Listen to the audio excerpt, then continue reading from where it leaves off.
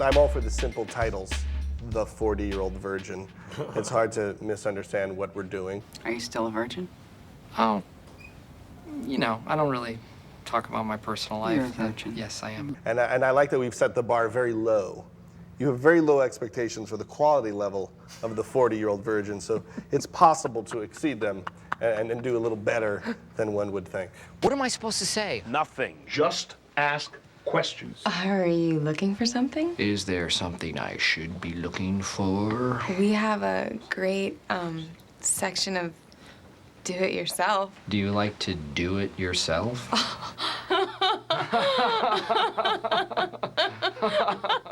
Well, we talked a lot about tone when we were first just talking about the movie, and was he going to be kind of over the top? Was it just going to be very silly? And we agreed that it would be funnier if this guy and the other characters were real. Wow, this is pretty crowded. Yeah, well, you know, it's $9 beer night. He's a normal person. He's not damaged emotionally. He's just somebody who's missed out on some opportunities, who's a bit of a hermit at this point. I have a very fulfilling life. And now I am making your silver pants blue.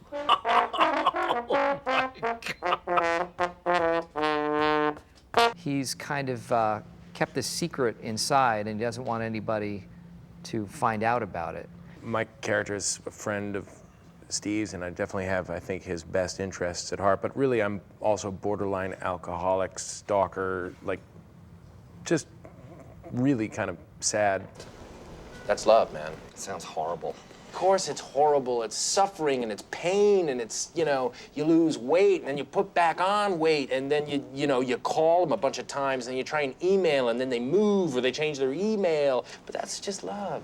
And I thought about this time when this girl that I liked, who didn't want anything to do with me, I drove to the mall that she worked at. She worked at Benetton, and I sat by her car with a single rose and waited for her to come out of Benetton for about 4 hours, and she never did. And I put with a little note, the rose on her windshield. With the quotes to like a Marshall Tucker band song. Yeah, so, might have been Howard Jones. What is love? The original pitch was kind of the what ended up being the poker sequence. There's nothing you can't do with this woman. Sometimes I just sit for hours just staring at the sky trying to come up with something to do. I don't even know she can walk. I've never seen her standing up. I've only seen her on her back. Wow. That seems to be the first scene that really gets a ton of laughs when you say, "I love titties." That's like the first big laugh in the movie. I was sleeping with a woman recently. She had her tits were unbelievable. Oh, man, I love titties, so. That opens the floodgates. I do love titties, though.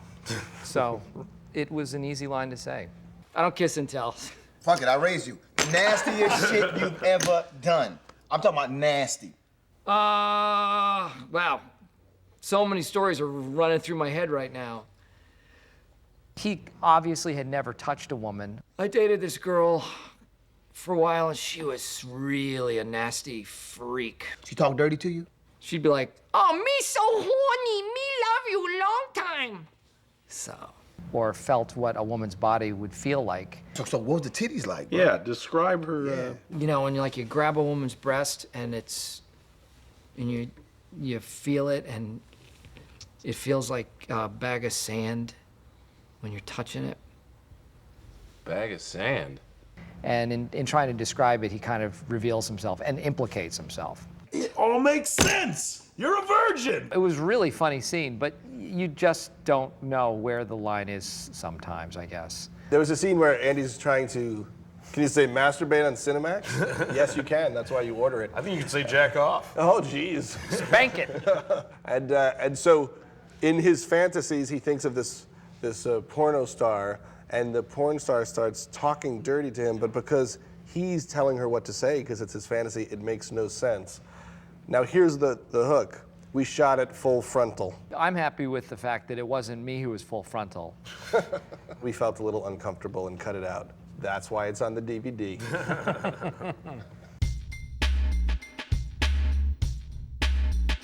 I've always been scared to direct. just always assumed that it's one of those do it right the first time or they'll never let you do it again. So I guess in some ways I was always waiting for the right idea. And after working with Steve on Anchorman, it seemed like it would really be fun to try to figure out how to work with Steve as a leading man and to take a premise that seems kind of lowbrow and make it super funny but sweet, like when we did Freaks and Geeks. Are there any virgins here who are thinking about having sex for the first time? I'm a virgin. Hey, that's... We're virgins too. Yeah. It's pretty tightly scripted. To me, I come from a playwright background. I don't want to change a word, and if they change it, there's going to be a He's problem. like Mamet in a lot of ways. Yeah, because why did I write it if it's going to get changed? Judd actually wanted us to say the punctuation. Look at this place, man. You got to see this through the eyes of a woman, you know? What is she going to think when she comes in here? Oh, look, he's got a billion toys. So what? And more video games than a teenaged Asian kid. Well, All right. is that the $6 Million Man's boss? Yeah, it's Oscar Goldman. Why do you have that? That's worth a lot of money. That's much more valuable than Steve Austin. I mean, that is not sexy. I'm not trying to be sexy, man. Well, mission accomplished. And it was a way to just hire everyone that I think is hilarious, like these guys, and take credit for all of their improvs and call it my writing. He's making jokes about improvisation, but he contributed a lot to that because he would yell things out and then we would incorporate it into the scene. And if something in an improv was really working, he absolutely shaped it. The whole run of you guys with the, I love to use that as an example. You know how I know you're gay? That was completely out of the minds of these two geniuses. So you're gay now? No, I'm not gay. I'm just celibate. I mean, that sounds gay. I just want you to know that this is like the first conversation of like 3 conversations that leads to you being gay. Like, there's this, and then in a year it's like, oh, I kind of want to get back out there, but I think I like guys. And then there's the big, oh, I'm a gay guy now. You're gay for saying that. I'm gay for saying that. You know how I know you're gay? How? How do you know I'm gay? Because you macrameed yourself a pair of jean shorts. You know, I know you're gay. You just told me you're not sleeping with women anymore. It was pretty, we hit on something pretty intensely intelligent at that moment. Yeah. Steve's first choice to play his love interest was Catherine Keener, so we asked her, of course, assuming she would say no. Hello? Hey, hi, hello. Is this Trish? Who's calling, please? Because she's in real movies, and so we were very delighted when she said yes. I also wanted to call and see what night you might want to go out. I'm actually free tonight. She was coming off of a movie with Daniel Day-Lewis, and before that she had done a movie with Sean Penn. So I tried to let Steve know, be on your game. You're following in the footsteps of giants. We're all posers. And we're walking around with fake boners. Exactly. And some not fake. I have condoms right here, okay? There's, check the expiration date because they were from when I was married, and we didn't have sex that often. That's why there's so many, okay? Okay. Roll over the tip and down onto the base. I am Aquaman.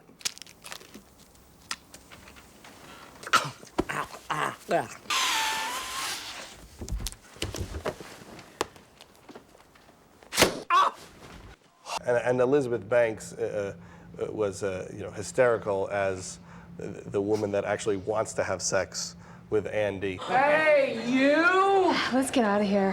Hope you have a big trunk, because I'm putting my bike in it. Yeah. She improv like crazy. She shocked us with her improv. She went a little dirtier than we expected her to go. Wait. There's one take, we had to be making out in one take, and Judd said, okay, you guys, next take, you know what, Elizabeth, we have to see some tongue. And on the next take, she cleaned out the inside of my mouth. And she didn't hesitate. And I thank you, Judd, for that. This is your first time getting body waxed? Yes, it is. Take off your shirt. Okay. Oh, we're gonna need more wax! It was really, really fun. I truly enjoyed it. Here we go. Oh, that feels warm. They were saying, do you want to put some sort of topical, skin-numbing cream on. I like your sweater. Does that come in a V-neck? If she starts doing his pubes, I'm out of here. And I would have none of it. I thought, no, I'm fine. I'm fine. So ready? Yeah. It didn't hurt at all. Oh, you fucker! It really, really hurt a lot. I'm sorry. That's just your job. Huh? No. That's okay. Let's.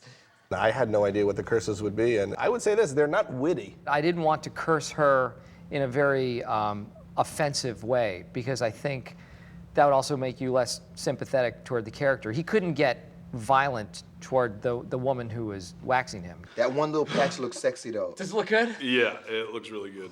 Ooh. It looks man-tastic. But on the other hand, she was opening pores in my chest that had never been opened before, not since I was like 5 years old, which is when I started growing hair on my chest. Those hairs are pretty deep. Okay. There was no script, there was just an idea, which is rip some hair, scream, curse her out, You shouldn't! Oh, I hate you! then apologize, I'm sorry. I really don't swear this much. and repeat. Fuck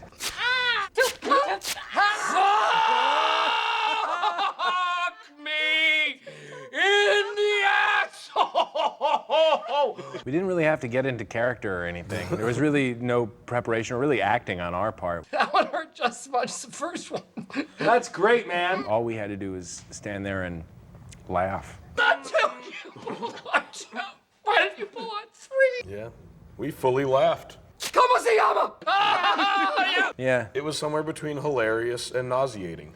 The waxing scene is kind of like a mini snuff film because it crosses the line from comedy to actual violence being perpetrated on you. I would have it no other way.